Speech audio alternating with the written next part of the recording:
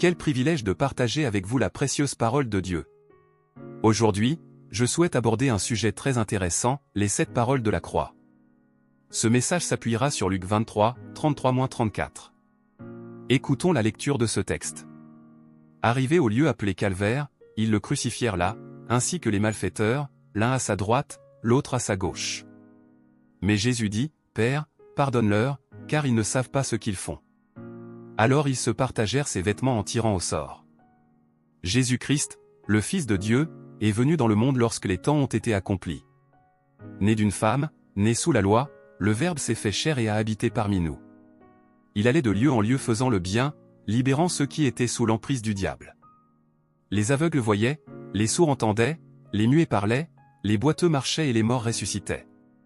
Pourtant, il était persécuté par les pharisiens, les sadducéens, les scribes et les savants. La religion fusionna avec la politique, et il fut persécuté et condamné tant par les religieux que par le gouverneur Ponce Pilate. En réalité, la mort du Christ était planifiée et gravée dans la pierre pour l'éternité. Apocalypse 13h8 dit que l'agneau fut immolé dès la fondation du monde. La mort de Jésus n'était pas un accident, ni sa résurrection une surprise. Il n'est pas allé sur la croix parce que Judas l'a trahi, parce que le Sanhédrin l'a condamné, parce que Pilate a prononcé la sentence de mort, ou parce que les soldats l'ont cloué sur ce bois. Il est mort parce que le Père l'a livré par amour et parce qu'il s'est livré lui-même volontairement. La mort du Christ est l'événement le plus heureux de l'histoire, car c'est sur la croix qu'il a ouvert les portes de notre liberté et nous a délivrés de l'esclavage, du péché, du monde, de la mort et du diable. La croix n'a pas été une défaite, car il est ressuscité le 3e jour, vainquant la mort, la tuant, arrachant son aiguillon et inaugurant l'immortalité. La croix est le grand emblème du christianisme, car la croix est vide, car le tombeau est vide, car le roi est sur le trône. Jésus n'a pas marché jusqu'à la croix en échec, par soumission au pouvoir de Rome, par soumission aux ordres du Sanhédrin juif. Non, il a marché jusqu'à la croix comme un roi se rend à son couronnement. Lui-même a prophétisé qu'il serait livré aux mains des grands prêtres et des scribes, pour être crucifié et ressuscité le 3e jour. Il transforme donc cette potence d'horreur en une scène pour la gloire de Dieu et en un instrument de notre salut. C'est pourquoi Paul dit, « Je ne veux rien savoir d'autre que prêcher le Christ, et Christ crucifié. » Lorsque Jésus était sur la croix, crucifié à 9h du matin et qu'il rendit l'esprit à 3h de l'après-midi, il y resta 6 heures. C'était le moment idéal pour lui de faire cette déclaration. Nous les appelons les 7 paroles de la croix. Quelles étaient ces paroles? La première est celle du pardon. L'évangéliste Matthieu raconte que, lorsque Jésus fut crucifié, il y avait un brigand à sa droite et un autre à sa gauche.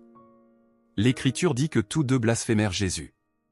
Cependant, l'un d'eux, celui de droite, entendit une déclaration de Jésus, ses premières paroles sur la croix.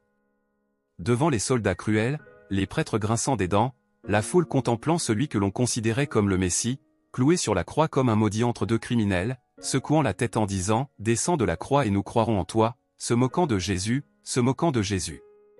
Et Jésus prononce la première parole, « Père, pardonne-leur, car ils ne savent pas ce qu'ils font. » C'est la parole du pardon. Jésus non seulement demande au Père de pardonner à ceux qui l'ont crucifié, mais il atténue leur culpabilité en disant « Ils ne savent pas ce qu'ils font. » Oh, quelle grâce merveilleuse! Oh, quel amour insondable! Même ceux qui l'ont crucifié, le Seigneur Jésus prie pour obtenir leur pardon et non leur condamnation. La deuxième parole de la croix est la parole du salut. Pendant ce temps, celui de droite, accablé par la conviction de péché, réprimande celui de gauche, se moquant de Jésus, « Tu ne crains même pas Dieu », alors que nous sommes dans la même situation. Nous sommes ici, en fait, à cause de nous-mêmes, mais cet homme n'a rien fait de mal. Puis il se tourne vers Jésus et dit, « Seigneur, souviens-toi de moi quand tu reviendras de ton royaume. » Et Jésus répond, « En vérité, je te le dis, aujourd'hui tu seras avec moi au paradis. » Quelle vérité bénie! Car Jésus, sur la croix, était le Seigneur, le roi des rois. Le salut ne vient certainement pas des œuvres, car si c'était le cas, cet homme ne pourrait jamais être sauvé. Le salut ne s'obtient pas par un rite religieux.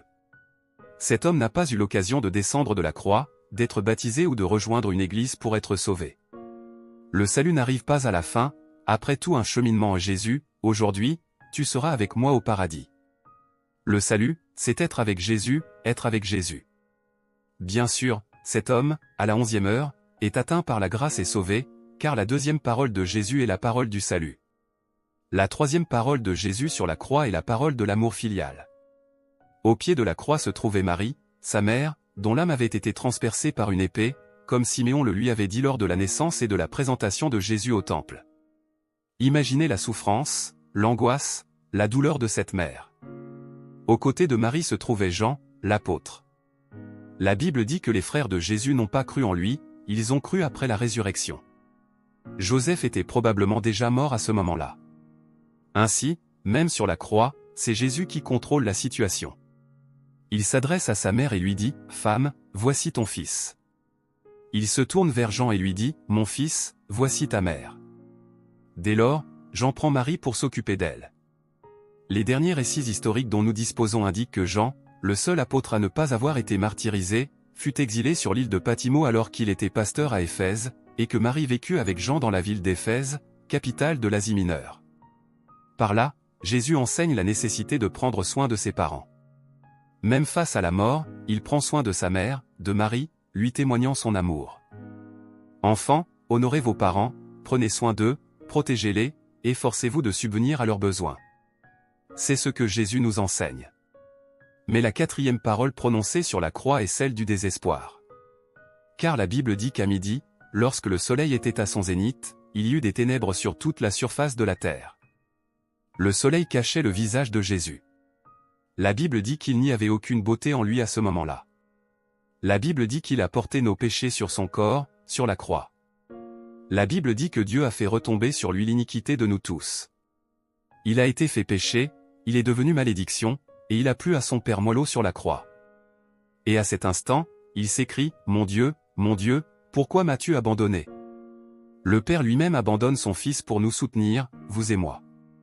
Nos péchés ont été déposés sur lui. Lui seul a bu la coupe amère de la colère divine qui devait s'abattre sur nous. Et il est mort pour nos péchés. Il est mort pour nous donner la vie éternelle. Le Père abandonne son Fils pour nous soutenir et nous sauver pour l'éternité. Mais voici la cinquième parole de la croix, celle de la souffrance humaine et physique. Quand Jésus dit « J'ai soif », il passa 6 heures sur la croix, souffrant de crampes, de douleurs et de soif. Et au lieu d'être descendu, ses bourreaux mirent du vinaigre au bout d'un roseau et le placèrent dans sa bouche pour aggraver sa soif. La croix était la façon la plus cruelle de mettre fin à une vie, la peine de mort la plus douloureuse, réservée aux damnés. Là se tient le Fils de Dieu, le Créateur de l'univers, le Roi de gloire, le bien-aimé de notre âme, assoiffé. Lui qui a créé les mers, les fleuves, les sources, était sur cette croix, assoiffé, décrivant toutes ses souffrances physiques, par amour pour toi, par amour pour moi, par amour pour nous. Mais vient alors la sixième parole de la croix, c'est la parole de victoire, c'est la parole de conquête. Quand Jésus pousse un grand cri et dit « Tout est accompli », tételesté est le mot grec qui signifie « Tout est payé, celui qui croit en moi ne doit plus rien ». La Bible dit que le voile du temps a été déchiré de fond en comble, et que maintenant la voie nouvelle et vivante vers Dieu est ouverte, la réconciliation avec Dieu est possible grâce à Jésus. Puis vient la septième parole sur la croix, la parole d'abandon, lorsque Jésus dit « Père, je remets mon esprit entre tes mains », et il s'incline et meurt, il meurt pour nos péchés, selon les Écritures.